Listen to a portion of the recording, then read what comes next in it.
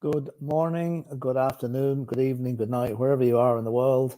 This is THFC Till I Die. It's our Friday news beat, and this is the home of Spurs, past, present, and the future at the minute. Well, it's a bit of on a knife edge. We don't know what way it's going to go. But anyway, we're going to go through the latest Tottenham news that's come around in the last 24 hours or so. A lot of it you've probably be familiar with. There's not a huge amount of new news coming, but what we do have to partake, we'll let you know about now in a couple of minutes.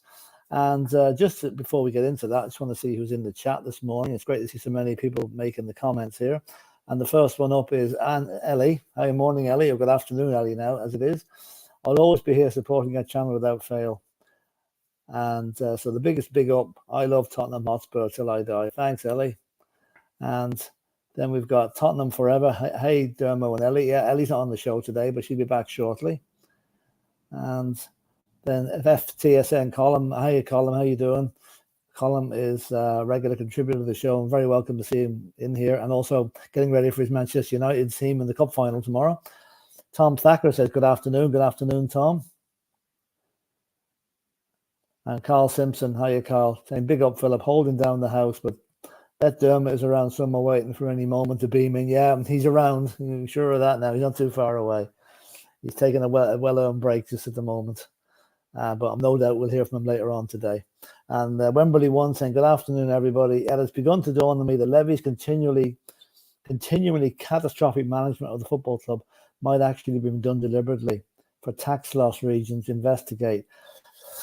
It's a bit of a conspiracy theory, that one. I don't know. I mean, that's something for the financial experts to have a look at. I would certainly say he'll have difficulty hiding the profits from Beyonce the other night anyway. So we'll see. That's an interesting point, but I'm not sure it's one that would hold a lot of ground with a lot of people. Levy's bad. Is he that bad? I don't know. And Hot God 10 is saying, good afternoon, everybody. Come on, you Spurs. Good afternoon to you as well. And Lisa from Mexico, good morning, good afternoon all. I'd say it's hot in Mexico, Lisa. It's 22 degrees here in the west of Ireland, which is mega hot for down here, I can tell you. So I wouldn't like to know what it's like over your way. And Nitin Prasad is saying, come on, you Spurs. Good morning, good evening to you, sir. And Wayne Bonner, how are you, Wayne? Afternoon, everyone. Hope you're all well. Well, it's a holiday weekend here in Ireland, so we're going to have a bit of a party over the weekend with the weather being so good. No doubt this is our summer. It'll probably be snowing next week. And Lee Richards is saying, hi, my fellow Spurs. I see the Celtic game tomorrow is on some stupid channel that no one's heard of. Wonder what that is. Yeah, I haven't actually looked into that, actually, to see what... but let's hope in a way that it's Ange Postecoglou's last game for Celtic.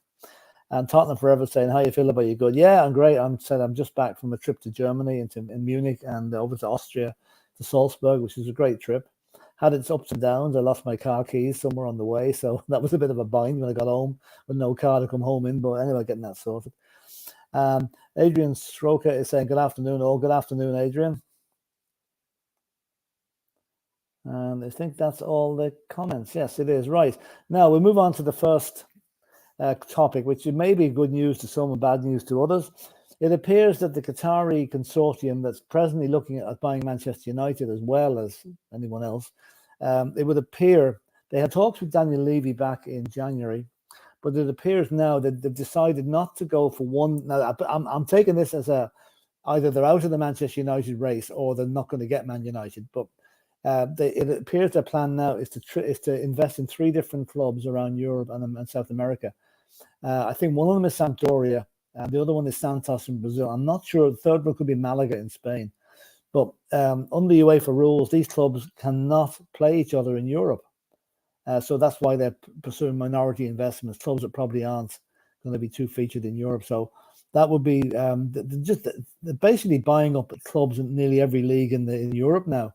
And now they're branching into South America as well, into Brazil with Santos.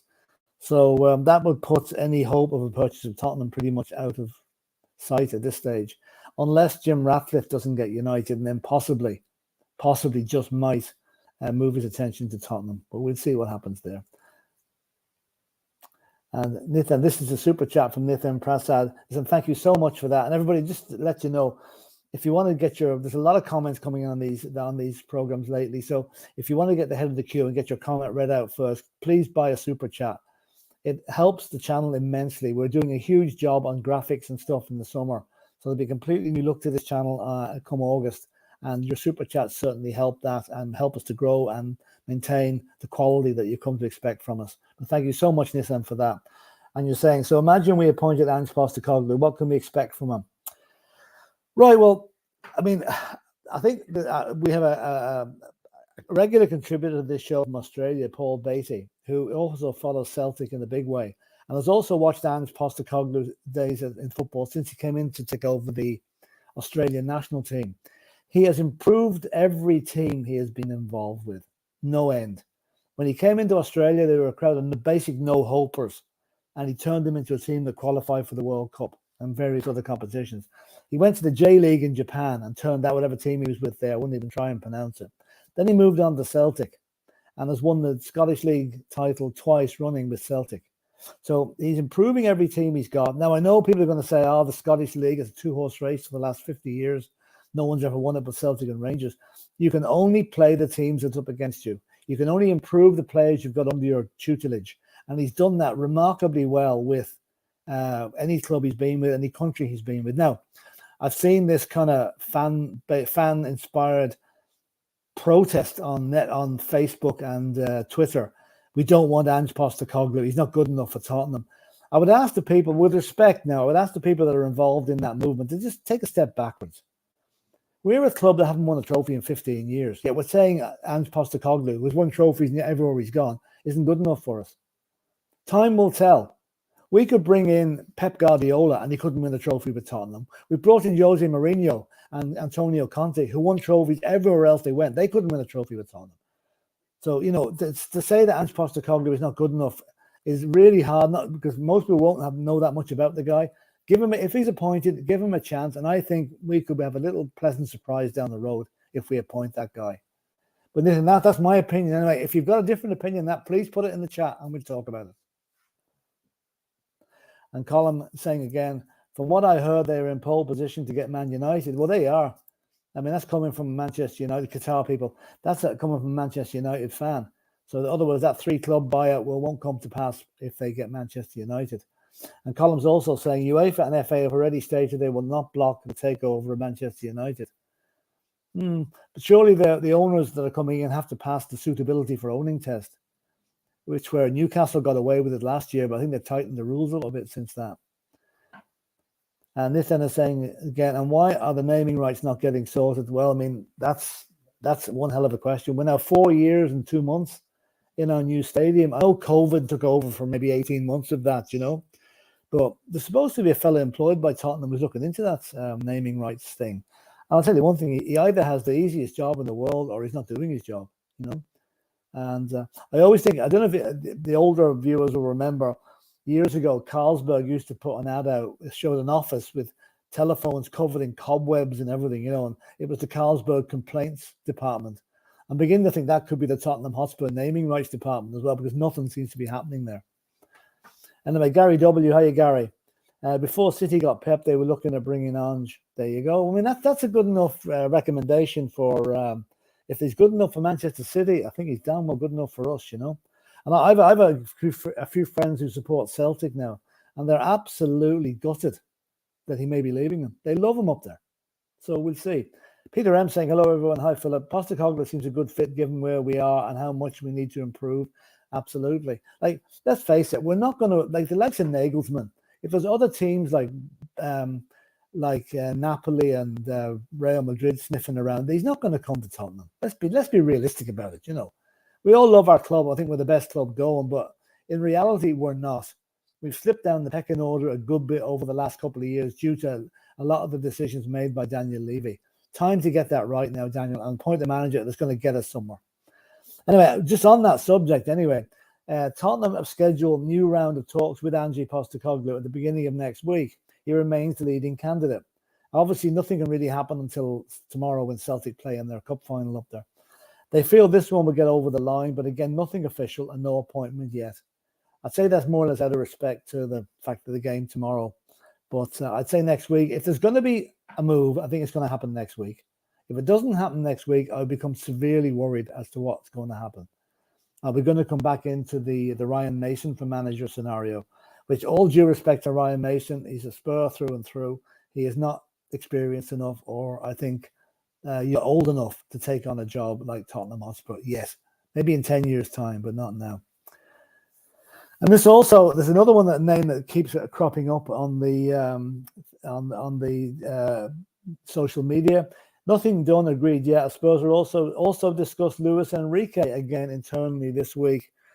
Yeah, I mean, Luis Enrique's name has just been hanging around for a while, but whether there's anything, discussing him internally is different than having a chat with him himself.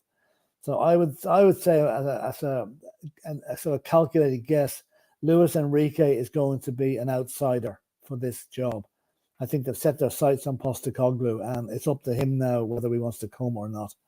But certainly, a lot of Celtic fans are of the opinion that tomorrow is his last game at Celtic Park, or over Celtic. So we'll have to wait and see. So I think that's the Postecoglou end of it done. There's a few other things here about Harry Kane, obviously. Harry Kane drops Spurs and Man United transfer hints in Mauricio Pochettino and Chelsea message. There's so much going on about Harry Kane. I mean, I'm just after reading Football 365 is saying that Harry Kane's done and dusted to Manchester United. But this is what the great Gabby Agbonlahor, the so-called ex-striker from Aston Villa, has to say. As you can probably tell, I don't have much time for this guy at all, but I'll read this out anyway. Harry Kane's got to leave in the summer. Why? And if he doesn't, and he signs a new deal, you've got to question Harry Kane, said the former Aston Villa striker who did precisely F all in his career. If I'm him, I'm going to Manchester United. But you're not him, so you're not.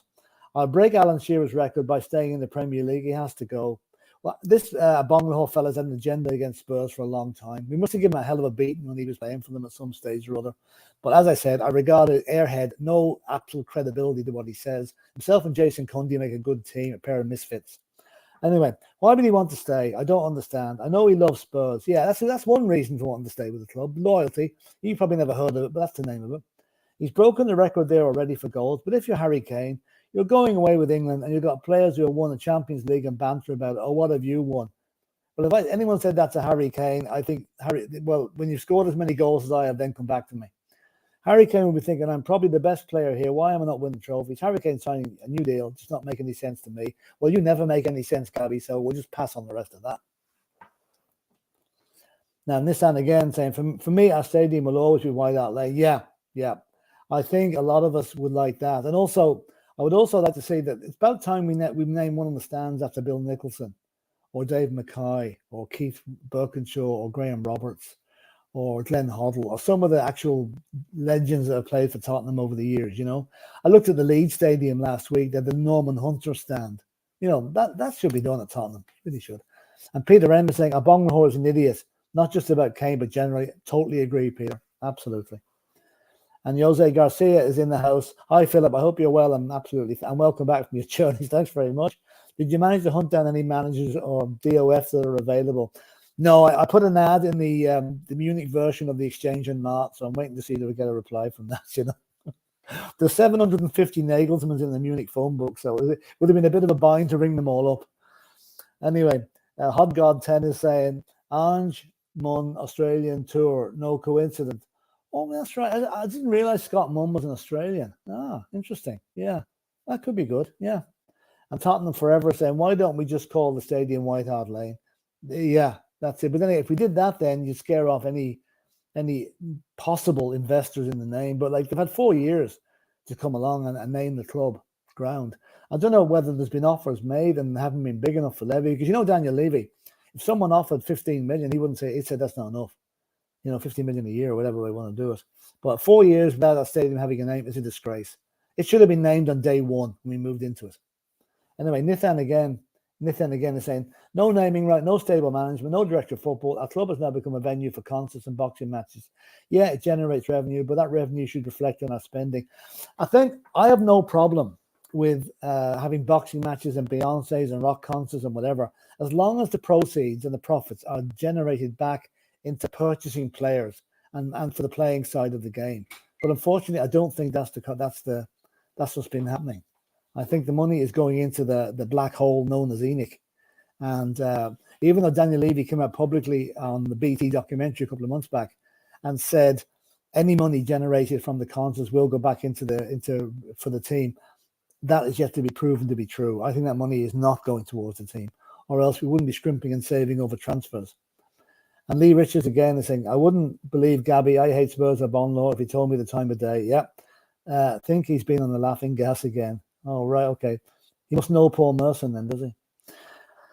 And Colin again is saying, Manchester United haven't even formally approached Tottenham for Kane, so no deal is even close at the moment. Gabby is a terrible pundit and his opinion is worth the same as a chocolate coin. Yeah, exactly. That's what I'm saying. There's so much lazy journalism at the moment. Journalists, we were weak. The season's over, basically. We have a couple of European finals to come. They're sitting in their office, scratching their asses and saying, what are we doing now? Oh, yeah, let's make up another story about Tottenham. Why not make it up about Chelsea? I mean, Chelsea to me are in worse crisis than Tottenham. Okay, I know they've got a manager now, but look at the money that they spent last season and look at the abject performances they've put in. 12th in the league for a team like Chelsea is a joke. So leave us alone. Have a go at them for a change. Call this chairman out as being an idiot, which he is. But leave us alone. We've had enough of it. And Tottenham forever saying, or better still, call it Bill Nicholson. Yeah. And just when I see the song bit there, I love the bit. Do you remember last weekend? I think it was Callum Wilson and some other idiot had a go at Richarlison for how he'd been a bit of a flop this season. And Richarlison's tweet back to him this morning is, ask him how many goals they scored in the World Cup. It's a great way of putting them down. It really was, And the next, this is very interesting, and this could be tied into the Ange Postecoglou scenario. David Moyes responds to Celtic next manager favourite tag with Ange Postecoglou set for Tottenham talks. Now, to be honest, I don't actually know what his response was. I presume the fact that West Ham, who miraculously find themselves in the European final next week, is not going to rock the boat until that game is over. But it would be a good fit. I mean, Moyes was under terrific pressure at West Ham this season when they weren't doing so well. Whether he's bought himself time and a new contract by getting to a European conference final, I don't know. But it would actually fit me. He'd be a good fit for Celtic if Postecoglou came south. So we'll have to watch that one out and see what happens, And Nathan again is saying, finally, we will have Bill Nicholson statue on our front gate. But yes. Yeah, I mean, all we have at the minute of Bill Nicholson is a rather small little bust of his shoulders and head. The front gates, I think, are coming back, as is the clock. The clock that was in front of the ground. They've got planning permission to put that back up. But the Bill Nicholson statue is what's needed, at the club in recognition of what that guy did for us. And Colin again is saying, speaking of Chelsea, they might be doing a swap Mount for Maguire. Yeah, that will solve your problems at that joke of a club. Yeah. I'll tell you one thing. If that was the case, Colin, you're getting the best deal there. If you got Mason Mount from Harry Maguire, that'd be like swapping a Mercedes-Benz for a Fiat Panda, So I think United might come out of the well on that one. And Peter Ramos saying, Chelsea selling Mount is a big joke. One of the best homegrown players. There is, but he doesn't seem to want to sign a new contract with the club. Like to me, Chelsea is an absolute shit show with a crazy chairman. players that I mean, so many players have got on their books there. Some of them haven't even played a game for the first team. If they lash out millions on players that you think will be good fit for them, but aren't, and there seem to be no. Pochettino has one hell of a job there. That's all I'll say. I hope he does a good job for himself, not for Chelsea's sake, but I like Pochettino so much. I hope he doesn't foul up and doesn't end up 6 months down the road getting the same treatment that Graham Potter got and Frank Lampard. So, he really did make a mistake in going to Chelsea, I think. Anyway, Tottenham Hugo Lloris is speaking out on a potential return to Nice as fate will decide goalkeeper's future. Well, we all know that I do feel sorry for Hugo Lloris. Like, he's been with us 10 years or so. He's been a legend. But for him to go out on the blaze of infamy on that 6-1 thrashing at Newcastle, when he didn't even come back out for the second half, that was a sad end to a good career. And I mean, I know there's been criticism of him for his performances, but I think overall, Hugo Lloris, he won us more matches than he lost us. So I think we have to say thank you, Hugo, for your service. And we hope you get a decent contract going back to France for the last couple of years of your career. You have been an excellent goalkeeper for us.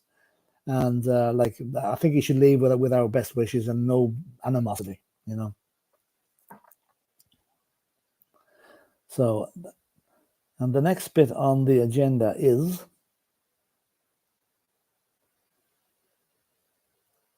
now this is still on the goalkeeping front. This relates to Jordan Pickford. Now, we did have plans to have a goal for Jordan Pickford, but obviously there's a gentleman agreement that he's either not going to leave Everton or someone else has got their name down for him, Now, personally, I don't think Jordan Pickford is a good fit for Tottenham. I mean, the last 2 seasons, he's been playing in an Everton team who's been just about avoided relegation on the last day of the season. I think there are better options out there, much better options. I think Raya from Brentford is certainly one that... I see Brentford on the verge of signing a new goalkeeper to replace Raya, so he's going to be on the way. So hopefully we can get him. Our personal favourite, obviously, is Basuma, what do you call him, the young lad at Southampton, the Irish goalkeeper. He's only 21 or 22. He's got a huge long career ahead of him, and that's the one that I would hopefully we're going to go for. It's probably Fraser Foster is a decent enough stand-in for Lloris until we do get a good goalkeeper, but. I think we could possibly pick up Basuma or Melier from Leeds. Apparently, is another one that's on the hand. Like they're goalkeepers from clubs that have been relegated, so they might be available to go. They don't want to go back into the championship, And Tottenham Forever saying, "What goalkeeper would you take, Philip?" Yeah, I just said saying the Basuma of Southampton. Another one I wouldn't mind to go at, and apparently he's going to leave Liverpool this season, is Kevin Kelleher. Kelleher, in all his time at Liverpool, has only played 5 Premier League matches. So that mightn't be. He's only 24, 25. He's a decent age for a keeper. He's a good keeper. I've seen him play some very good European games for Liverpool. So, I said I don't want Pickford. And I think Wayne Hennessy at Nottingham Forest, I don't think he got enough game time this season to warrant. Because your man Navas came over from PSG and unsettled him, So we'll watch this space, but I think at the minute I prefer us to get a decent centre back in. I think that's a bigger priority to us at the minute. Get a goalkeeper in due course. Fraser Foster could actually handle the thing for a while. And here she comes, I think. Hello. Hello, Mia. How are you? Not too bad. How are you? I'm good. Yeah, I'm good. Yeah, we're just chewing the fat here over all things Tottenham, the usual Postecoglou thing, Harry, the usual stuff, The usual, eh? Usual Friday stuff. And a lot of comments in here, but we just talking about the goalkeeper who can come in to replace Hugo Lloris. And Nathan is saying Pickford is decent, but Ray is an upgrade. Yeah, I think Ray is a really goalkeeper. He probably cost, I don't know, 25, 30 million. But, did you? I saw actually a report saying that Ray's agent apparently is threatening them, saying that you need to lower how much they're asking for him because he's not going to sign the contract and he wants to leave. And they are basically, they feel like his price is too high that they're putting on him. Okay. I'm sure that I read that somewhere. Yeah, I did see a figure of 40 million mentioned from it one day, which is really too high. Let's face it. 20, 25 million would be a reasonable enough price for a goalkeeper, We'll have to wait and see what happens there. But I was just saying there, I think a centre back is our priority, or 2 centre backs. Fraser Foster Yeah. will do us if we can't get a goalie in until maybe January, But I was just saying that anyone also, lads, we're just talking about the improvements we're going to be making on the channel over the summer, and the graphics and all are going to be much improved for next August. So we'll get your membership bought, because tonight now at 8:00 we're having our first members phone in, or members call in, whatever you want to call it. Is Ange the right man for Tottenham? So get your membership and you can join in that and hear your say. You can have your say, and we love to hear what people think about that. And also, if you want to jump the queue in the comments, put in a super chat. It really helps us, and it jumps you up to the top of the queue to get your comments read out and discussed. And here's Tottenham Forever is saying, "Hi Mia, much love. How's your day?" And Mia, what would you call our new stadium? Over to you, Mia. Oh, I don't know what I'd call our new stadium. My day's not too bad. I actually need to go and put the bread in the oven, because I just made bread today. So I'm getting productive today, done stuff. All right, So my day's not been too bad. But yeah, our new stadium, I don't know what the heck I'll call it. I really don't know. The not win trophies stadium. Yeah, The rubbish football stadium. Let's have a little competition now. Just put in the chat there what you think the most comical name for our stadium can be, and no need to keep it clean. Just put in whatever you think, and when that we'll decide which is the best one at the end of the show. Oh God, this could be good. Yeah, interesting. Anyway, and the next, any more comments in there, or are we getting on to the? Oh yeah, Gary W. Hi Gary. Brentford won 40 million, but Ray's agent wants to drop to 20. Yeah, that's what we were talking about there. 40 is too much, It is too much. I know he's a good keeper, but 20 would be more realistic. I mean, Levy would probably offer them 10. That's and a packet of polos. Absolutely, yeah, and a free ticket to Beyonce, even though the concerts are over. And THFC Till I Die says the Mia Love Stadium. Fair enough. The Christian Romero Stadium. How about that? Oh, the Cutie Stadium. The Cutie Stadium, right? Oh yes, indeed. I've been seeing his pictures that he's on holiday at the moment. He's looking very nice in his shorts. Yeah, and his little baby, very cute. You're talking even though he's on holidays, are you? No, he just puts it on his Instagram. I follow him on Insta. So. Oh, very good, very good. And Colin was saying again, Dragowski playing in Italy at the moment as a goalkeeper. I keep my eye on him since he was 18. I really like him. I think he would be good at Spurs, and he's cheap at 15, 20 million, and he's 28 at the moment. Yeah. What club does he play for, Colin? I have to say, I don't have a great following of Italian football, so you probably one up on me there. Just let us know what club he's actually playing for. We've got a super chat in as well. All right. I think Dermot's actually, it's just gone off the boil there for a second. Will I bring it up here now? 1 second now.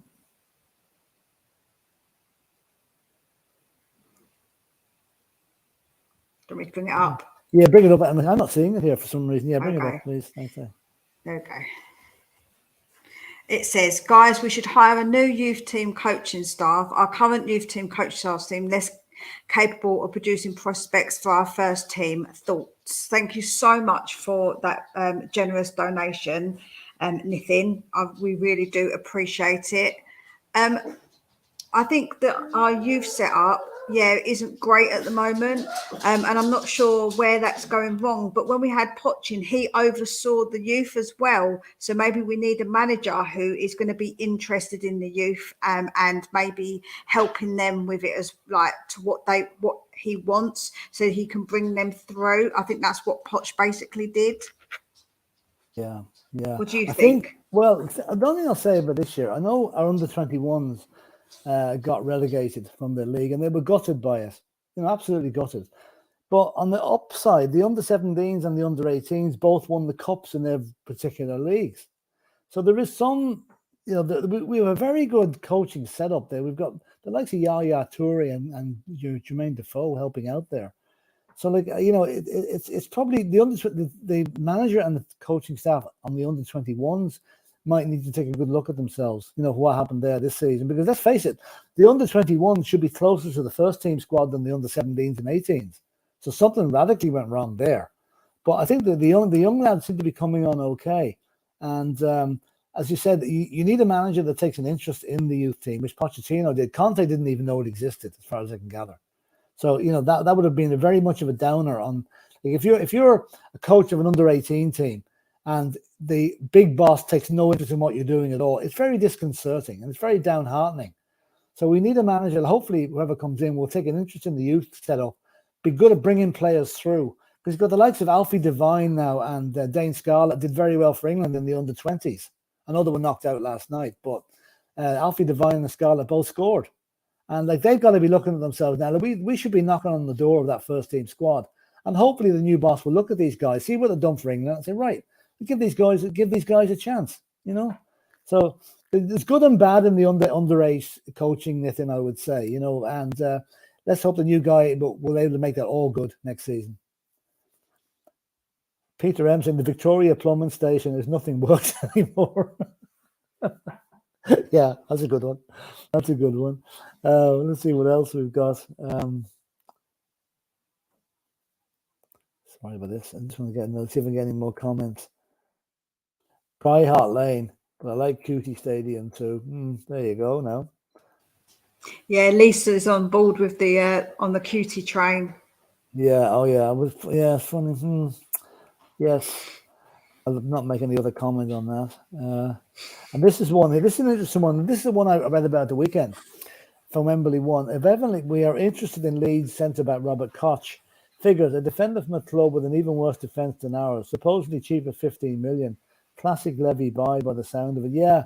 Funny, Koch isn't a bad player, but after playing in a defence that was leaking goals like Leeds, you'd wonder why we're thinking of bringing in. We want to bring in someone from a team that's been playing well and not conceding goals. So yeah, I'd say that could be just someone looks at the Leeds team and thinks, okay, how many of these are going to be transferred? Some of them probably have relegation clauses built into their contract so they can go for a certain price. He's probably one of them, But I think we have better options than going for him, to be honest with you. And let's see now.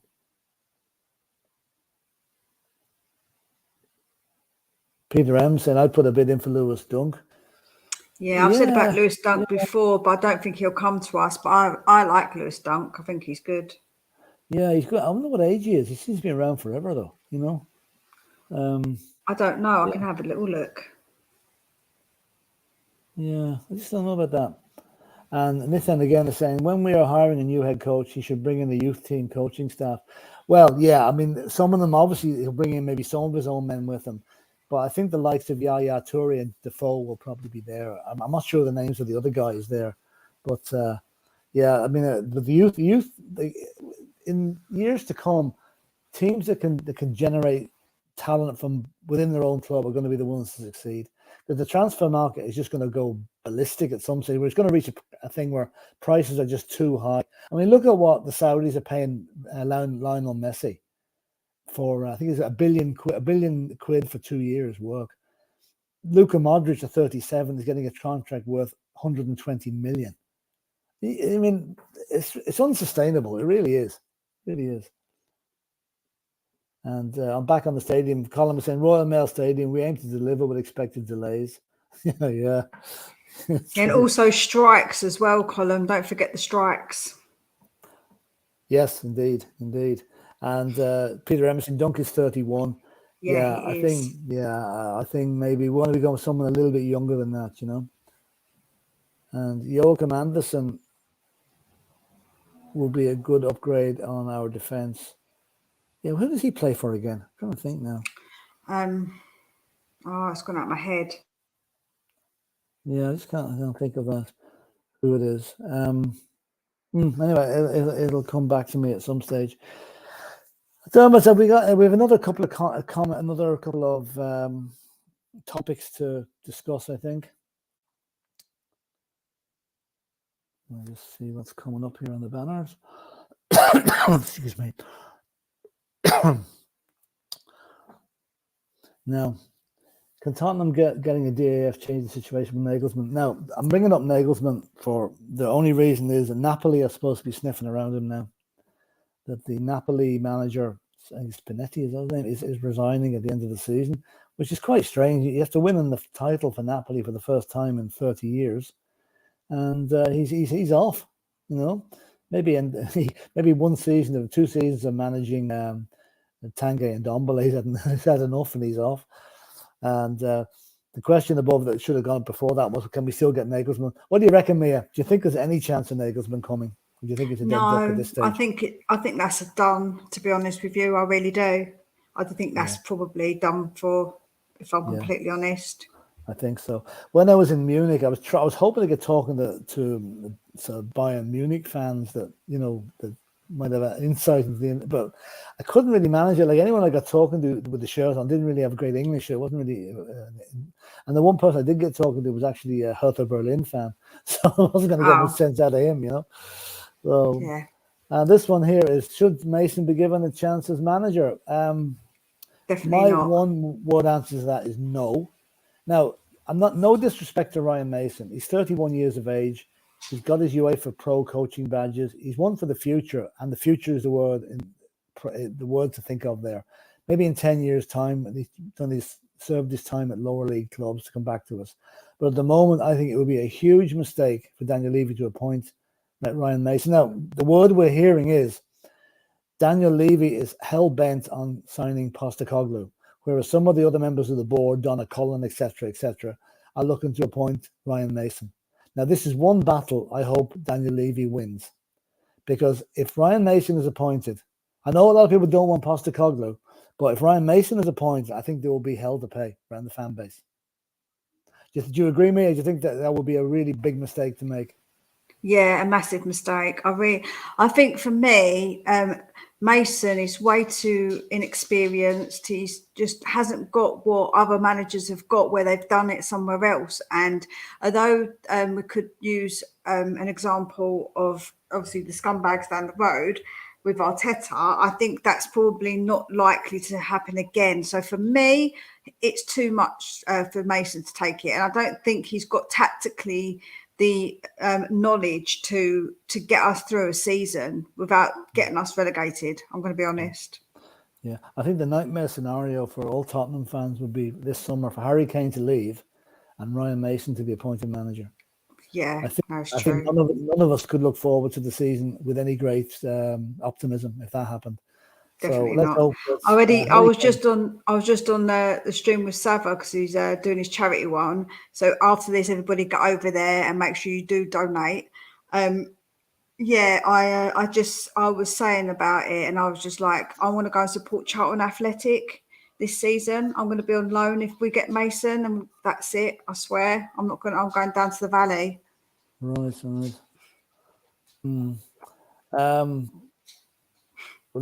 Again, leading on to the same thing. Will Mason be good enough to keep Kane? Again, no. I think I know they'll play together and everything, but no way. A lot of people say, Philip, because they're mates, but I don't think that's good enough. It's not. I don't think Kane will see that as a positive thing. I don't think he'll see that as Tottenham having a future or a plan getting Mason in. I just don't think they will at all. Yeah. Hiya. Hello, Ellie. How are you? Hello there. Hello. How are you? How you doing? What are you discussing?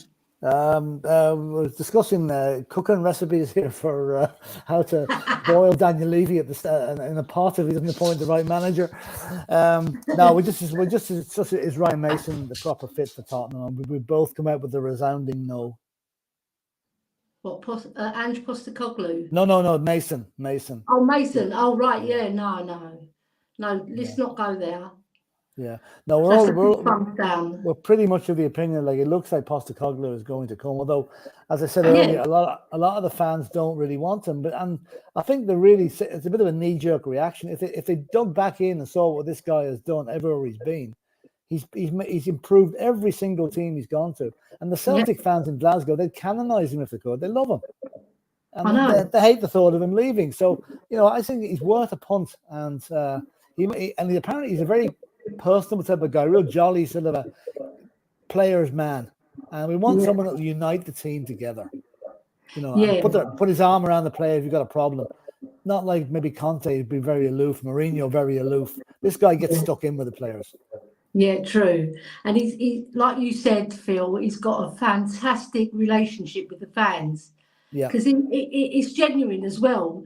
You know, some people they say they love the fans, but this guy, he shows it. He took off his tie, gave it to a fan, took off his top because the fan had a banner up saying, "Can I have your jersey?"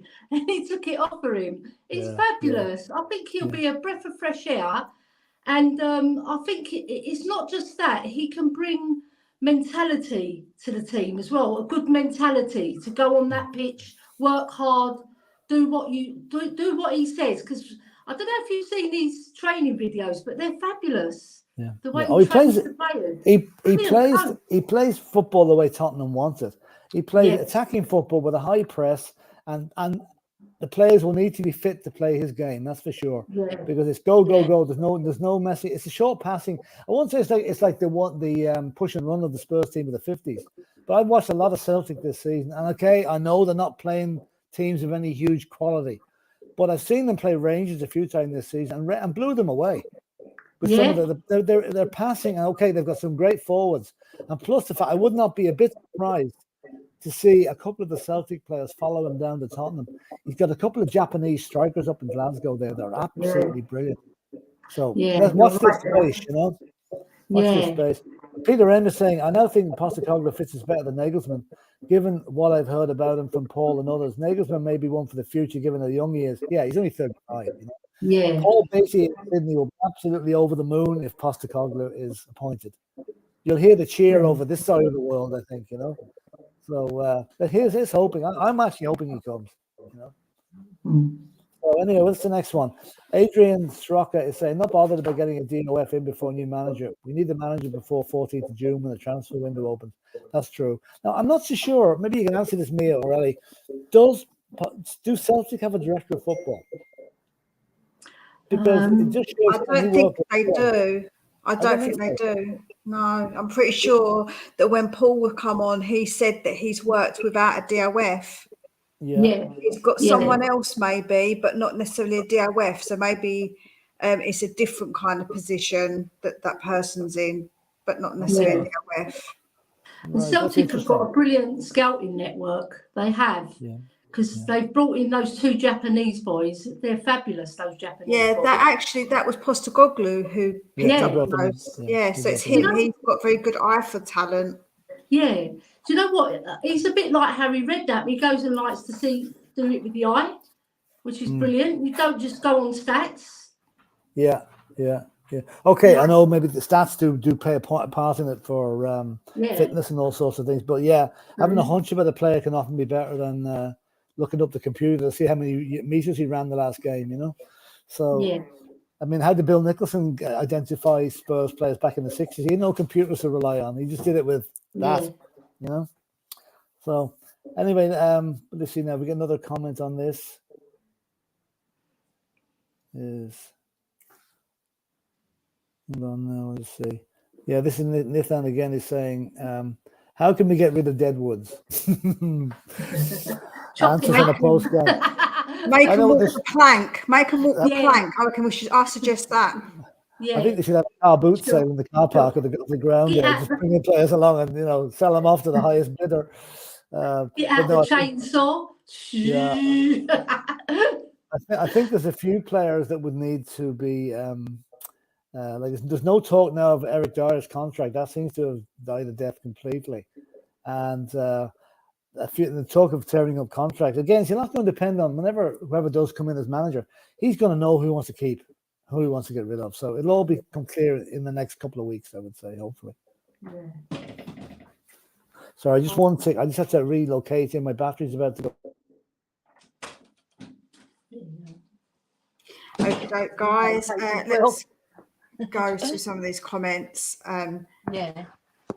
Oh, Michael Nicholson is their CEO, no DOF. Yeah, I was going to say that I don't think they have a DOF. I was pretty sure of that, to be honest.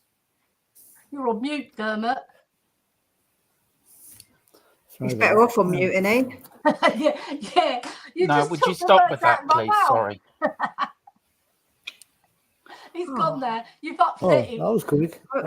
Right. Listen, like, it's just a joke. Like, I didn't mean it, Yeah. did I? Because he was on We mute. know. Yeah.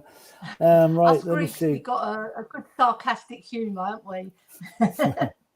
Yes. And Postecoglou, is he Greek Australian or Australian Greek? No, he Greek was born in Australian. Greece. Mm-hmm. He was born in Greece, and then he left when he was not that young, but he left and he went to Australia, like a lot of Greeks did. Ah. Yeah. Yeah, they're usually in Melbourne. That's Yeah, the main. Peter Andre did it. His parents were Yeah. Greek, and they But they were from emigrated. Cyprus. He's Yeah, from they were Greece, Cyprus. isn't he? Yeah. Yeah. Mm-hmm. The proper Anyway. Greeks are from Cyprus anyway, isn't it? Oh yeah, of right. course. Let's not get political on it. Controversial, stir the pot. Peter M is saying, I've just read an article in the Daily Record from last September saying Ange is the de facto director of football at Celtic. There's no separate director post. Yeah, fair enough. Well, that means his appointment is not going to be affected or it's not influenced by any director of football problems. So that'd be fine with me now. You know, Scott Munn can double job, whatever. You know, he might even say to Daniel Levy, if he is him who's get a point, he might say, "I don't want one." Yeah, well, that's it. I mean, Scott Munn should be able to carry on a lot of the duties of a DOF anyway. So even though we hope he takes off more than takes off more of the duties from Daniel Levy on the football side, and that's our hope, you know. And this is another comment what to do with the players. Stick them in front of the fans and we can march them to the airport. Yeah, and not London City either. Bring them out to Heathrow. It's longer. Peter Emma saying big up Dermot for a quick appearance there. And Colin is saying quick hide everyone, Dermot is here. He's gone again. I don't know where he's gone to. Peter M, do we really need three heads on the football if Ange and Scott are there? Exactly. I think the two of them would be more than capable of looking after the football side of things. So what do you reckon, ladies? Yeah, as long as we've got this, as long as the scouting is listening to what they want and actually, as long as everything is connected, then I don't see why not. If it works for him, and if that's how, listen, however Ange wants to work, I'm fine by that. I take it this is Celtic's management team coming up on the screen here at the minute. Is that Harry Kewell? It is. Yeah. It is. He's on his list. He's on his list of coaches that help out. Oh, right. So that means Harry Kewell could end up down at Tottenham because you can be sure he's going to bring a couple of these at least with him. You know, which would lead me to believe if that's the case, then Ryan Mason may be out of a job because he may not be, unless he decides to keep him on as kind of a liaison between everything. That's interesting. Now, Harry Kewell, he was a decent player. He really was. If they've got a room for him in the academy, I think that would be good for Ryan Mason to look after the youngsters and bring them along even more. But I think after managing the Premiership, I think after managing in the Premiership, I think he might want to go out maybe and cut his teeth on maybe a Championship side. True. I think going back to the youth team might not be up for him. You know. Peter Emerson, the scouting in the academy must be paid a lot of attention in the coming months and years. Exactly. Like as we said earlier, the under 17s and 18s did well. The under 21s, disastrous season. So, that's what we need to look at in the future, to bring players through from the academy, because there come a time when the 50 million transfer fees will be just not possible. Yeah. And I think that's all. I just want to make a point on that. Sorry for jumping in. Half these players have actually played for Celtic. Harry Kewell played for Celtic. Yeah, that's right. Gavin Strachan, his dad, I think, played for Celtic. It's Gordon Strachan. Gordon Strachan's dad. Gordon Strachan's his father, Yeah. And you also notice they're all Scottish. Apart from Harry Kewell and Darren O'Dea, they're all Scottish. Oh, very good, They all know the Celtic way. They all know. Most of these people have been involved in Celtic one way or another over the years. And then, do you know what I mean? So, I mean, if you bringing in Celtic people that have been brought up in Glasgow, brought up with the Glasgow Rangers rivalry, been brought up with how Celtic play, he's got great that he can go back to, right, what we'd be like then or what we be doing then. It gives everyone do you know what I'm getting at, Philip? Yeah, absolutely. Yeah. I mean, and let's face it, the rivalry in Glasgow Like, I know Celtic and Rangers are the only two teams, maybe with Aberdeen as a running third, that ever go for the Scottish title, you know. But you can, Rangers. What was I going to say? Yeah, I'm going to think of a joke here. Do you remember there was a TV series back in the 70s with Ronnie Barker called Porridge? Yeah.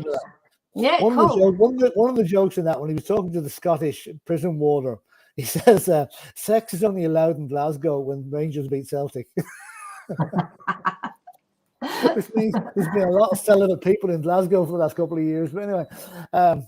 All the Celtic ladies again, yes. Oh, yes. Don't have to sleep with him tonight. Yeah.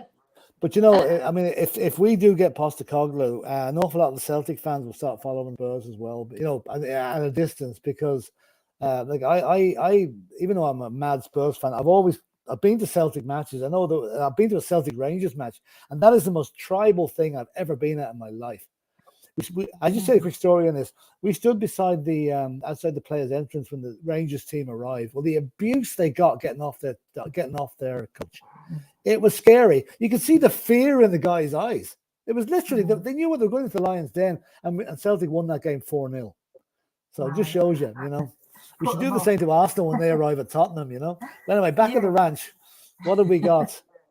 Back at the ranch. Colin is saying, I am going to be a non-brand, unnamed. Oops, gone. Dermot's flicking them on there. John Kennedy's been there for at least 20 years. Yeah, that's one of the Celtic guys. Yeah, he has. So whether he'll want to go or not. And FT column, I'm going to be a non-brand, unnamed shop and exchange money for a piece of paper that has Andrew's name and some numbers for him to be Spurs' next boss. Right. Okay. I'm going to go to a non-brand. Going to the betting office. Looks like it. Yeah. You might meet Ivan Toney there. You know? Yeah. I would have bet on it.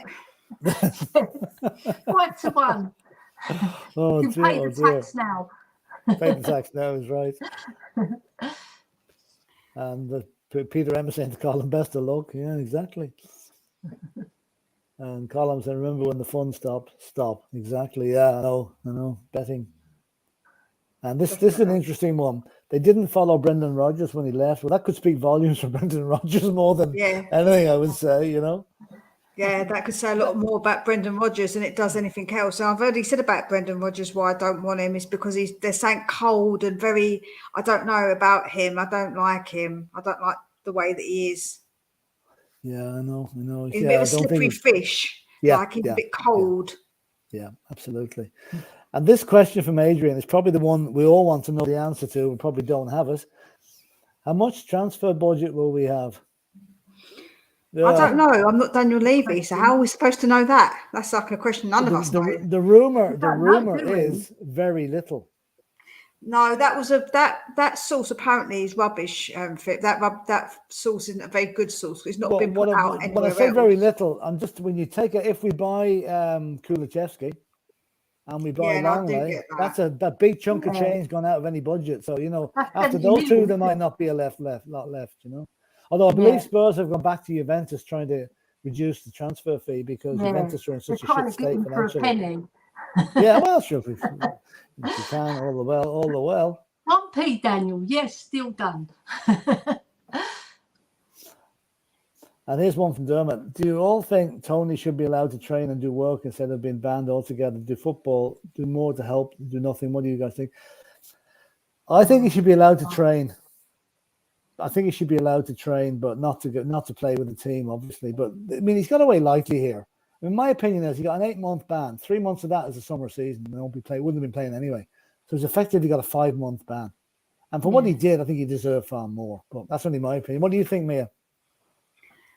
Do you know what? It's a really tricky one, whether he should be able to train. Because I'm sure that he's probably doing work. I'm sure that he's not just sitting down on his backside and not doing some footballing type work with a personal trainer of some sorts.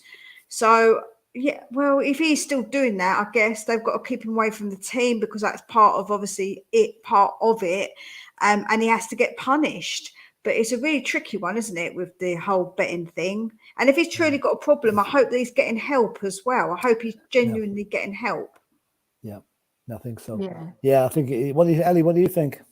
Yeah, I agree with Mia, but I just want to add as well, like if he's training, he's keeping his body fit, right? So when he comes back, after it's going to be 5 months, like you said, Philip. He's going to be ultra fit because the only thing he's not going to have is match fitness, which is a punishment in itself. Because I know when I played, if you don't train, your body goes stiff. It's like you lose everything. And that is important to a footballer. So I don't think they should have taken that. They shouldn't take it away from him. Just put it that way. So they made the right decision in my book to let him allow him to train, but away from the first team. Yeah, exactly. So that he doesn't have that camaraderie. Yeah. But you know, he's not the only footballer. He made the mistake of getting caught. But I believe you know, and I'm speaking this from memory, and I could be wrong, but I think I'm right. Back in the day, Bobby Smith of Spurs had quite a big gambling problem as well. Back in the day when it probably wasn't as illegal as it is now, you know, to bet on your team. Yeah. So, but I'm saying a lot of players have it. I mean, these guys, there's so much money and so much time on their hands, they get bored, and they get surrounded by the wrong type of people, and you know, it's just I feel sorry for them, you know. I sort of disagree with all of you on this. I have a completely different view on this. I think he should be allowed to train. I think he should be kept. Oh no, I said he should be allowed to train. He should be allowed. He should be kept within the club. The club should be doing something to help him, but football in general should be doing something to help him. It's like saying to an alcoholic, right? I'm an alcoholic, but deal with it by yourself. What's going to happen? I know it's not the same thing, but I'll tell you one. Yeah, go on, Mia. I would say one thing is if you're at a job and you're an alcoholic, it's not your employer's responsibility to get yourself help. It's your responsibility. Yeah, but the point is, football's a completely different thing altogether. These young lads have got time in their hands. They go and do their bit of training, and then they've got the rest of the day sitting on their ass doing nothing. And these are young lads that are very impressionable, very much of. Totally, I agree with you. Totally agree with you. There's more incentives now. There's betting. There's betting on team shirts. There's bettings around the stadium.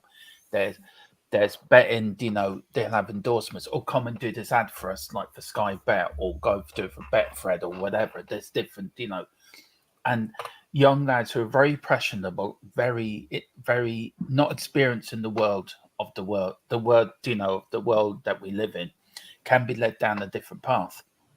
But and I think, but there's places. I was going to say, well, go on, Mia. There is like they've got a team around them. If they've got good teams and management, then they should be making sure that these things aren't getting into their head and affecting them. It's not down to a football club. They've got a personal responsibility. I'm sorry, but your choice is your choice. And I understand that footballers can be influenced, but all those other ones that are not influenced, like you can do it. You have to just have the right team around you of people, and they get a lot of support nowadays. Footballers, they get a lot of support. Yeah, but there is club. Maybe the big clubs do, Mia, but the lower clubs don't. The clubs in the League One or League Two or the non-league clubs don't. But we're talking about Ivan Toney, who's a grown-up man to know better. Mia, I just feel that. Yeah, go on. I think it's a total joke. Go on, Phil. Go on, Ellie. Go on ahead. I was just going to say about the HR departments in every corporate company, and sports companies are corporate now, believe it or not. So they will be helping him. That is for sure. But they'll be supporting him so that he gets the right help. Yeah, but football because that is their responsibility as well. I'd just like to say that because one of my daughters works in HR and she knows a lot about that. So they have got a responsibility to help Ivan Toney. But football in general, Ellie, doesn't help people like this. They just throw them to the curb and let them sort them out themselves. Football has a bad reputation of not helping people. How many people during the years have we seen? George Best, Paul Gascoigne. Did we help Paul Gascoigne when he was going through his crisis? Do you know what? Though? That's why there's things in place now. Yeah, things have changed since then. But things have changed a lot since then. Yeah, but still, some clubs don't help players, and there's players even now that are struggling, and they don't get help. Do you know what I think is a total joke? And it has been addressed. You look at the amount of teams in the Premiership and probably the Championship as well that are betting companies sponsoring their shirts. Mm. Right? Yeah, they're going to. Now that is being outlawed, I think, from the end of this season or next season. Mhm. It's been outlawed. Yeah. But here we are. You have a young player, right? He's playing with Bet365 on the front of his shirt, and yet he's told you can't go near them. It's crazy. They're taking money from a company that they're not allowed to support, if you know what I mean. When you've got a sponsor on a shirt, you think people are going to sponsor. Like when you've got someone like Etihad Airways, I booked my flight with Etihad Airways, right? If you've got Bet365, you can't go, I must go and have a bet with them. Footballers can't do that. So that's why I'm so glad that the betting thing has been taken out of the game from that element anyway, that there'll be no more bet firms on the front of the shirts. But also, Philip, if it's true what they say that he was betting on his team to lose, that's not on. Yeah. Look, if you're an addict in anything, you're going to have to feed your habit, and I think he's a victim. I think he is a victim. Yeah, I mean, we all have sympathy for the guy. We all have sympathy for him. He's a victim. I understand that. If you're an addicted to anything, you're going to go to that extra mile to get your addiction or feed your habit. And look, that's why it's his personal responsibility to get himself help. See, only if you can. Right. Listen, I understand about addiction. Please don't get it wrong. I understand fully about addiction. So do I, Mia. More. Yeah, so do no, I not well. more, because I've got someone in my family too, very, very, very close person to me. So don't think that I don't know for real how it's affected me, because it has. But what I do know is that unless that person wants help, you can't help them. So they've got to help themselves by admitting they've got a problem. That is the very first step, because otherwise they will not get that help. And they need to help themselves by saying, yes, I've got a problem, and taking personal responsibility for that. Because otherwise they're never going to get the help. That's very true. But this thing has, and look, I have personal, look, I'm one myself. I had problems with drink when I was younger. Not a lot of people know that, but I overcome it, and I know few of my friends. I know one or two people in my personal life with addiction, so I know what it's like.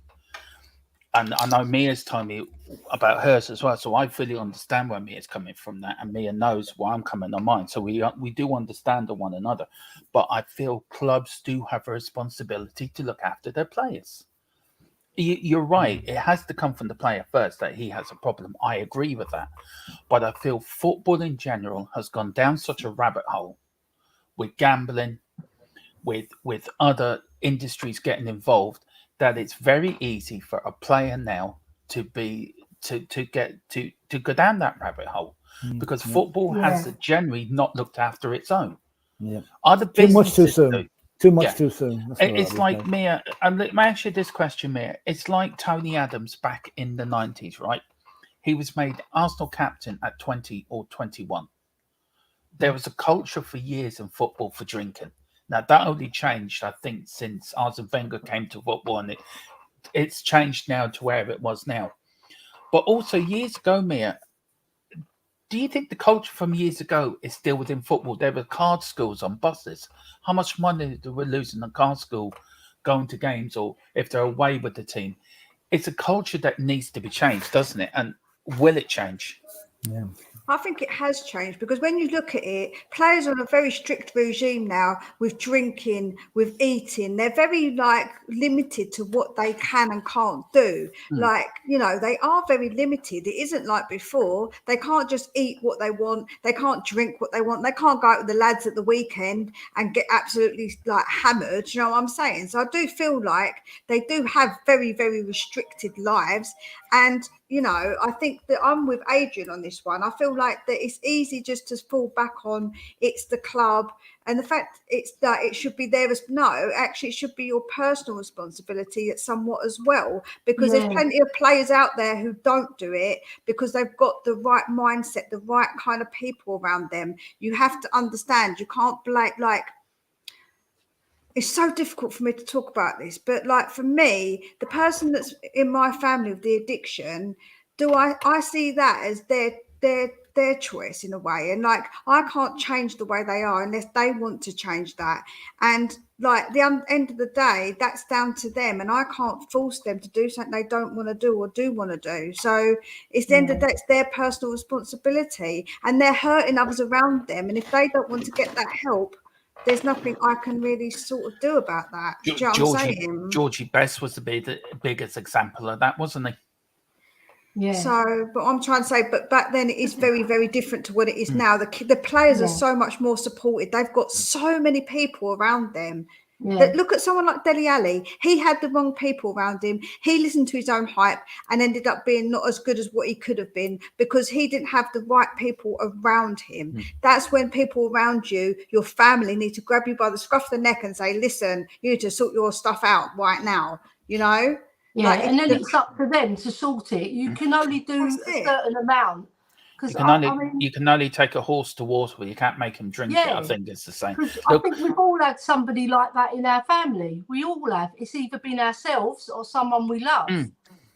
Sorry, I do apologise why I keep dapping. I'm on blood thinners and I cut myself shaving and I'm just pumping blood at the moment. So it's a lot better than what it was. No, I'm on blood thinners because of my heart and because once it comes out, it flows out. Oh dear. So yeah. That actually teaches me I need to shave every day, not once every 6 months. There are still gambling in clubs. They all have that Wheel of Fortune type of thing. And look, I just wanted to ask because it was mentioned on Talk Sport this morning, and the Peterborough's chairman was on the lines of he should be allowed to go back to his club. He should be allowed to go to schools and talk about to youngsters about what he's going through, and I think football has a responsibility also because a lot of youngsters, Mia, and I'll start with you in this, a lot of youngsters look up to players as role models, don't they? So the clubs do have a responsibility for like the teaching of what the pitfalls are in life. Of course. Yeah, no, of course. But someone like him needs to get the help before he goes around preaching, because otherwise people are going to just look at him and think, have you actually even helped yourself? Like teenagers, etc. They're not going to really think, they're going to think, have you helped yourself? No, you're still kind of, or, he needs to help sort himself out. But yeah, of course, education is the main thing. You need to educate all children at a young age and give them information on a level they understand. And as they get older, give them more and more information about life so they learn and they know what's what about all things, drink, drugs, all of it, and gambling. So they understand, but you have to do it on a level from when they're young. You have to be on a level with these kids and speak to them quite frankly, because it's good. It's good to do that. And I do it with my children. I'm very frank with my children. When I told them something the other day, it's a bit shocking about talking to people online, and they were a bit shocked by what I said, but I said it because I know they have to hear it. And sometimes kids do have to hear it from a very direct way for them to understand. So, yeah, of course. I mean, Philip, look, do you feel football has a responsibility for society? Or does society does football have what's the word I'm looking for? Does society have should society look after society, or should football help look after society? Look, does this go to a high level, like a government level, where there should be bans? Like there's you go and buy a pack of cigarettes, right? You've got pictures of what cigarettes can do to you. You've got cigarettes are bad for you. Should there be more on a government level to stop these players or people getting into addiction? Should there be more warnings? You're going into a betting shop, you're coming here at your own risk. It's all right saying Betfred coming on or when the fun stops, but he's trying to tell people. You see the adverts, they make them all nice and flashy, and you see them in the door. If you put £20 in, we'll give you 40 euro back as a free bet. And people think, oh, good, that's 40 quid free bet. I'm going to do that. Do you think on a government level, we need to go the same way like we've gone with cigarettes and really make it that it's not Right, if you know what I mean. You're just Or do talking you on the betting side of things. Yeah. But they have done it by banning the shirt advertisement. That's a start. But they don't. It doesn't matter if you tell someone not to do something, right? If they want to do it, they'll do it. It doesn't matter if Boris Johnson or Donald Trump tells them not to do it. They will do it if they want to do it and if it's available to them. Well, to be fair, there's really not a lot they can do, you know. I mean, No. you can advertise things. Betting is dangerous for you. You buy a packet of fags now. You get pictures of people's lungs on the cover. Show you this can happen to you, right? You put, like, for example, I bought for a friend of mine. So I bought cigarettes in Germany for them. They were €6 a packet of 20, right? The same packet here in Ireland is €15. And that is all taxed to stop people doing smoking, right? So maybe what they should do is this: put a 25% betting tax on any bet that's placed. But the problem there is that's only going to affect the young fella in the street earning 50 quid a week or 100 quid a week. Someone that's earning 25 grand a week or 50 grand a week as a footballer isn't going to give a toss. He's going to put the bet down anyway. So there's very little that can be done. There is things being done, but there's ways around it being done as well, if you know what I mean. Yeah, I mean, should gambling ads be outlawed? Yeah. Like cigarettes. Like, do you remember years ago when we were younger, Mia? There was the Marlboro Man when you were young, Philip. Or there was the cigar fella when I was young in the 80s. What was it? It was They even had cigarettes in cartoons when we were kids, and Tom and Jerry and stuff. Like, I remember Ralph Coates doing his with his comb over. I always swear that was Ralph Coates doing cigar advert, right? Yeah. But should they be banned, Mia? Then I go to you, Ellie, on this, like cigarettes are. Yeah, I think so. I think like Philip said, if people are going to do it, they're going to do it, but they shouldn't advertise it like it's this great thing, because obviously it doesn't help, does it? Because, you know, there are lots of eyes on these adverts, and especially like on YouTube, for instance. Don't ban me, YouTube. Love you, YouTube. But on places like YouTube and social media, they should make sure that these adverts are not coming up, but they do, and it's not good. Like, it isn't good. Yeah.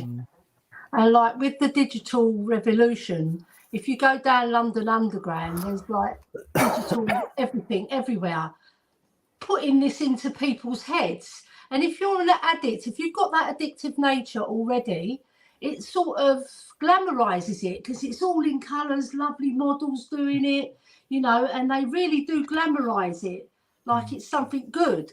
They should ban it altogether, not just ban it on cigarette boxes. Yeah, go on, Philip. Do you know what my class is the most blatant misuse of gambling on TV at the moment is Sky Bet, especially during transfer window. Sky will put up a thing: Jordan Pickford to join Tottenham, right? What's the first thing some guy? Oh, I'll put a tenner on that. They're making up transfer things to encourage people to bet on them, and that should be looked at and that should be outlawed. Because Sky should get rid of Sky Bet, because it's too closely linked to the football side of things and too open to corruption, in my opinion. And that's look. I want to ask something, and I'll start with you, Ellie. Then I go to you, Mia. Then I go to you, Phil. Look, I'm sorry. This really got me when I listened to the TalkSport thing this morning with the Peter Chairman. It really got to me, and it really got me thinking. So I apologise for ambushing and going down this route, guys. So I know you probably won't be happy with me, so I do apologise now for going down this route. Look, Ellie, we've looked over the years, famous footballers, Georgie Best, Paul Gascoigne, all fallen by the wayside.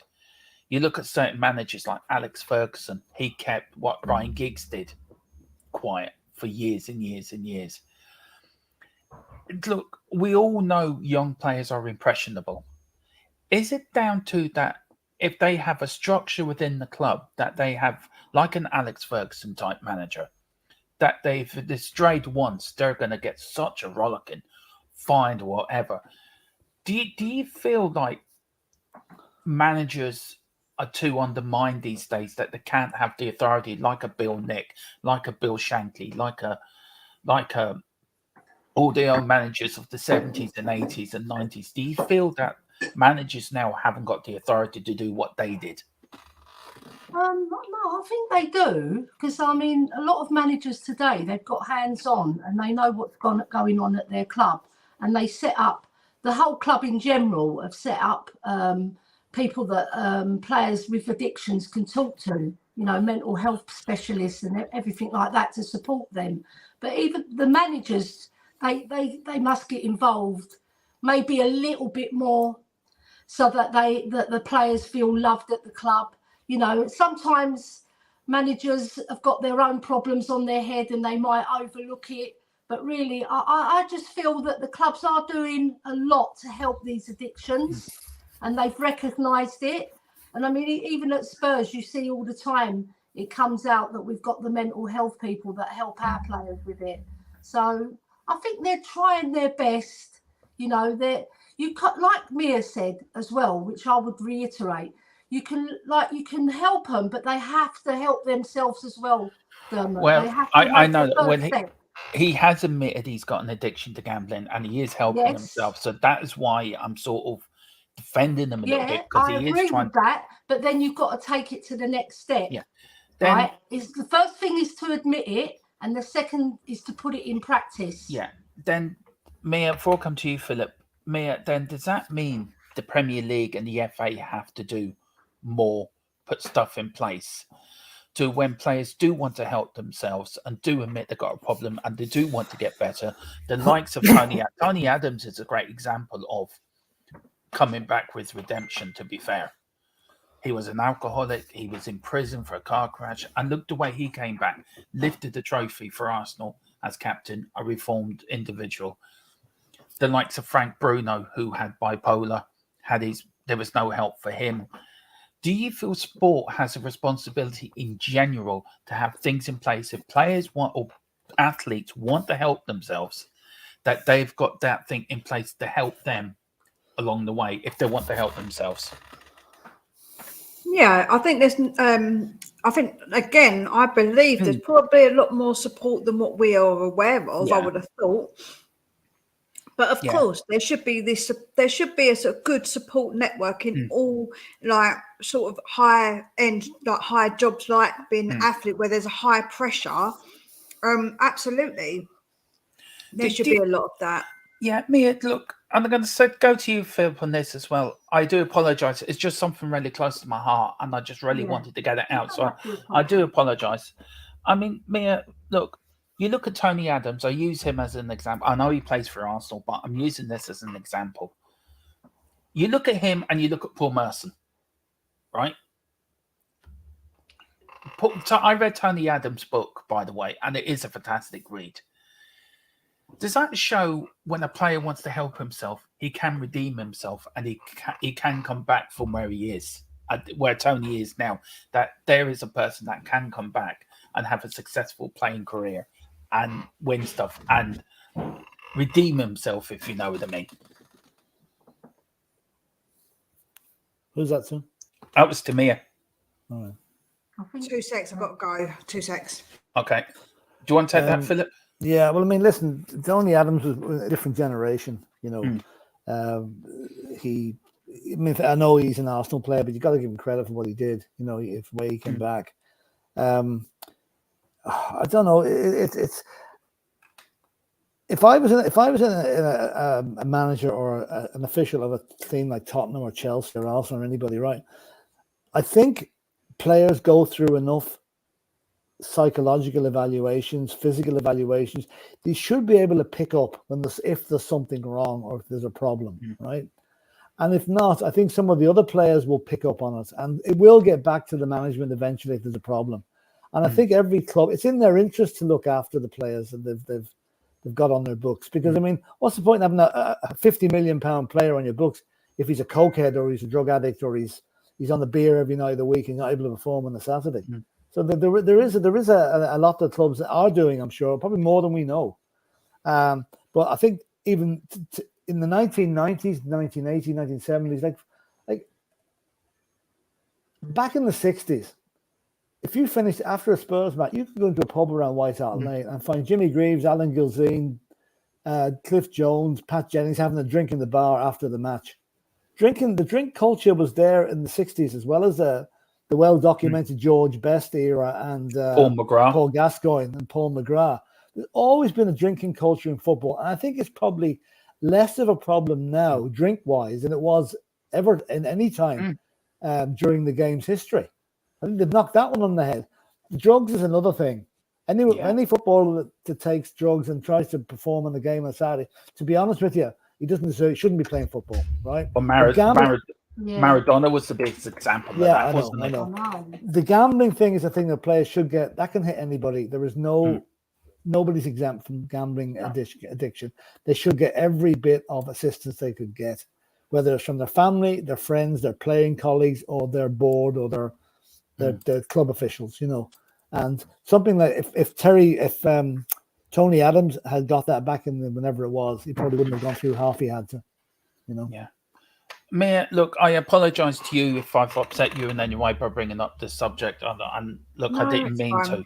No, it's fine. You didn't upset me at all. I just heard a massive crash and I wondered what the hell it was, making sure my kids were all right. It was just something that I watched this morning after I spoke to you, and it was something that tugged my heartstrings. Who was it, Dermot? Who was it? Who was on the podcast? It was your friend Simon Jordan and Sam Matterface. They were doing Jim White's show this morning. Yeah. And they had the Peterborough chairman on there, and he was Darren Ferguson.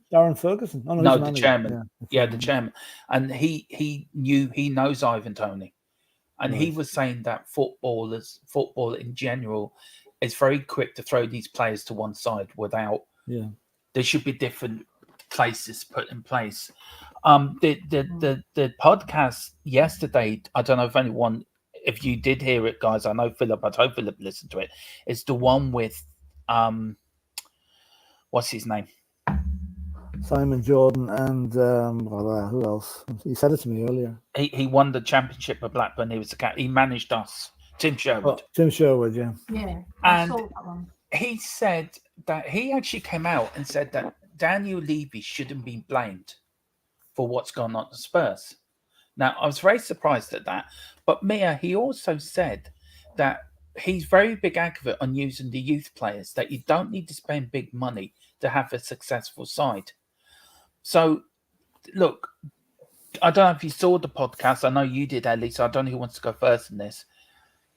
Is he right to say, let's not all blame Levy here, and let's just look at it logically? It's one man's perception. Another man's perception might be different, so we can only take it as face value because at the end of the day, that's his opinion, isn't it? So somebody else in the club might have a totally different opinion. So we can't take bias. But the main thing is, if he had a really good relationship with Levy, that's a positive message that he's sending because he was our manager for a little while. And, I just feel everybody is subjective, isn't it? Who you like and who you don't like and who you get on with and who you think is a good man, who you think is a bad man. So, yeah, that's all I've got to say on it. Mia, do you think we should go down the youth route and listen to what Tim Sherwood said yesterday? Use the youth so you don't have to spend big money. Yeah, I actually did listen to it myself. I think it's really interesting. I like Tim Sherwood. I think he comes across really well, actually.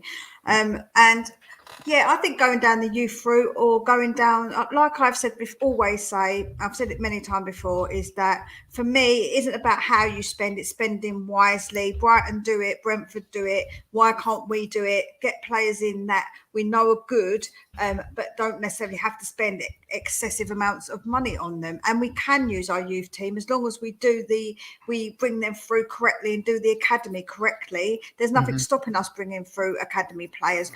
We have got a few really good players coming in who went because they didn't feel like they got the chance. So yeah, of course, absolutely, we should do it. I don't see anything wrong with doing that. No. What was I going to say to you? Yeah, Philip, do you want to say what's on later before we end up? Because we've got a podcast as well to sort out as well, you and me. Yeah. We're doing the thing. Is Ange the correct manager for Spurs? And it's going to be members only. Call in or phone in, or whatever you want to call it, dial in.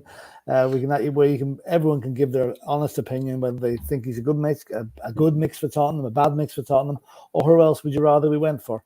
So that'll be on around 8:00 tonight. and looking forward to that. And we've got the watch along tomorrow, Philip, to the cup final. Yeah, we're doing a Manchester United, Manchester City watch along. It'd be nice to be able to watch a match without any real pressure. We can slag the hell off the two teams without any fear of any retribution, you know. Yeah. Apart from Colm, he's joining us as well. Yeah, Colm's going to join us. So it's basically an anti-Manchester City stream tomorrow. We're all supporting United tomorrow. Well, Mia, do you want to give your fantastic channel a massive plug? Because it is a fantastic channel, Mia. Mia does a lot for us. And I want to thank Mia for all her help this season, for the thumbnails she does for us, for the help she gives me, for everything. So, Mia, thank you very much for everything you've done for the channel this season. It's really been much appreciated. Stop. I don't like it when it makes you all flustered. I don't like it. But thank you so much. I do appreciate it. Go over, if you don't know, then give your head a wobble. Go over to Spurs Between the Lines and give me a subscribe. Watch all the content, like all the content, comment on all the content. That's what I will ask you to do because it helps. I'm giving my head a wobble. Yeah. I didn't know you were green. Bit worrying. Okay. Yeah. I can turn green sometimes. But anyway, listen, we'll be back later. Thank you so much. Philip, can you hang around for 5 minutes? Just need to speak to you very quickly afterwards. Whatever you do, look after yourselves. Look, we all have our own demons. We all have our own flaws in our personality or flaws in that. I don't. I'm perfect. Yeah, we all know you're perfect. I'm joking. We all know you're perfect, mate. You're like princess, that princess out of Shrek. What's her name? Yeah, that's her. Yeah. But look after yourselves. Take care of yourselves. We'll be back later. I think it's me and Philip just on tonight doing the show tonight. Ellie will be back on Monday with her new show, Ellie Spurs Morning Show, every morning. So watch out for that. So where Ellie will come on. Do you want to talk to people about it, Ellie? What they expect people Monday morning? Yeah, basically it's going to be a mix. It's going to be a mix of ladies football and the men's football, but mainly ladies football. So I want to get that started off again. With the World Cup coming up in July as well, so we're not far off there. Less than 2 months, I believe. So yeah, let's get going and let's get it rocking out there for all the people that don't know much about ladies football as well. I can educate you, no problem. And we are doing a show at the end of the season show, so we are going to do that. But anyway, that's Monday at 10 o'clock. It's Ellie's morning Spurs Newsbeat, and then me and Philip then will be on in the afternoon with the men's side and then the up-to-date, and then Mia, of course, will be popping in and out as she normally does. Whatever you do, have a great afternoon. Yeah. Come on, you Spurs.